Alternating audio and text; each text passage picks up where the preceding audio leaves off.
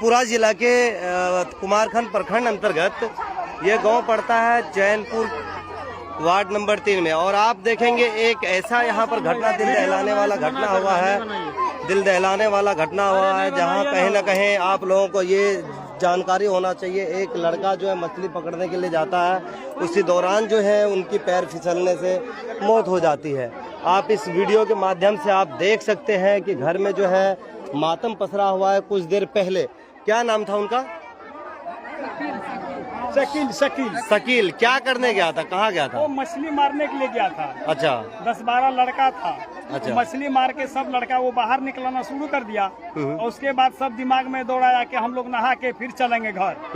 और उसके बाद ये लोग नहाना शुरू कर दिया। अब पानी वो किरान का आपके बाद जो रेलवे का काम चल रहा था, उसमें रेलवे वाला जो मिट्टी भरा हुआ था, उसमें गड्ढा बड़ा था, पानी भी बड़ा हो गया उसमें। उसी वजह से वो नहाने के लिए गया था। 3-4 लड़का वो साइड में नहा रहा था, ये गया तो नीचे चलता ही रह गया बीच में। अच्छा, नीचे इसी वजह से इसका मृत्यु हो गया। अच्छा, इसको बचाने के लिए वहाँ कोई आदमी ये पार्ट जो होता है ना, उसको छोड़ा रहा था, लेकिन वो लोग महिला लोग था, वो लोग ऐसे बाप मैयो करके रह गया। लेकिन कुछ नहीं कर सका उसके पास, कुछ नहीं बचा सका। क्या किनके पिता का नाम क्या है? इनका पिता का नाम मोहम्मद हारून। कौन सा जगह है ये? सुंदरपट्टी चैनपुर। वार्ड नंबर 2 है। वार्ड नंबर 2 है।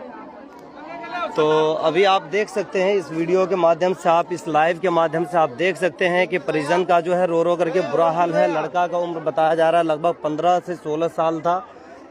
लड़का जाता है मछली मारने के दौरान जो है पैर फिसलने से उनकी मौत हो जाती है।